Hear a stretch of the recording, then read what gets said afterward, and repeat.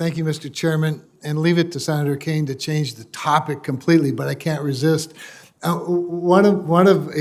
these times we're going through where it's difficult to start a discussion, to your point, and your reference to Scripture, I'm reminded that Scripture tells us doesn't tell us to be careful. It tells us to be careful how we treat people, but it also tells us to stop being offended so easily.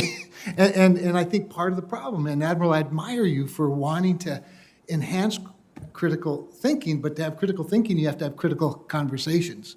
And so, anyway, good work. I applaud you for it, and I'll leave it at that. But you never know what's going to go on in SASC, right, guys? But back to other topics. And thank you all for being here and for your service, of course. But when we talk about their goal of 460 ships, the Chinese goal of 460 ships by 2030, we're not even really considering their militia or the Coast Guard, which it's my understanding basically doubles that number of assets available to them. If we had to forcibly maintain freedom of navigation to locations like South Korea or Taiwan or any number of others, how much of an additional problem are the militia assets and the Coast Guard assets? And I'll start with you, Admiral. Sure, I think they're a problem just in terms of numbers, but what we have in our favor, besides a pretty robust forward deployed force that we have, are a really strong networks of allies and partners, and that network is growing. The Brits, their first carrier in a generation, is now headed over to the Western Pacific. We work very closely with the French, with the South Koreans, with the Japanese, with the Australians, with the Canadians, and the list goes on and on. And so we're sailing with them, operating with them every day, and I think that's something that China doesn't have. Yeah. And they wish they did. And we really do value it. I just had the Dutch CNO over for dinner the other night. I'll meet with another head of the Navy next week. I was just in Denmark, and I was in Toulon, France, with both the First Sea Lord from the Royal Navy and also the Chief of Navy from the French Navy. And those partnerships are just key. Great reminders. Secretary, did you want to add anything to that or just agree?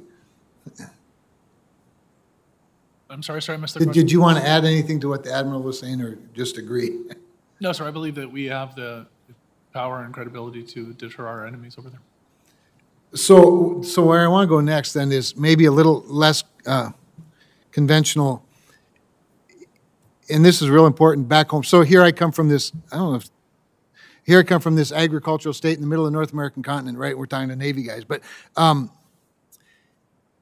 in 2020, U.S. agricultural exports to the Pacific included $11.7 billion to Japan, $7.7 billion to South Korea, $3.4 billion to Vietnam, $3.3 billion to Taiwan, $3.2 billion to the Philippines, and $2.8 billion to Indonesia, and on it goes, obviously. A lot of hungry people, a lot of hungry people out in the Pacific that like what we grow in places like North Dakota and throughout our country.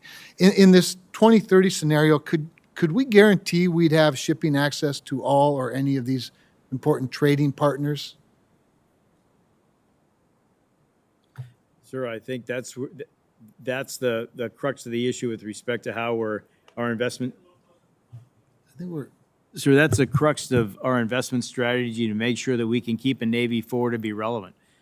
So at any given day, we've got about a third of the Navy at sea. We think that's what we need, in both not only training but also deployed to have that presence forward to maintain those open sea lanes and keep that trade flowing. We saw what happened in the Suez recently, and that should be a lesson for all of us. It costs $9 billion a day. It doesn't take much to upset global trade through those key choke points. Well, and to your point that you made just to the previous question regarding the important partnerships, obviously, we have to always be reminded of that. Because when you look at just the volume, as you said, with the assets that they have, the shipyards that they have, both commercial and naval, obviously, it can be a little bit overwhelming. But anyway, getting off on the reading list tangent cost me a little bit of time, but it was all worth it. Thank you all. Thank you, Mr. Chairman.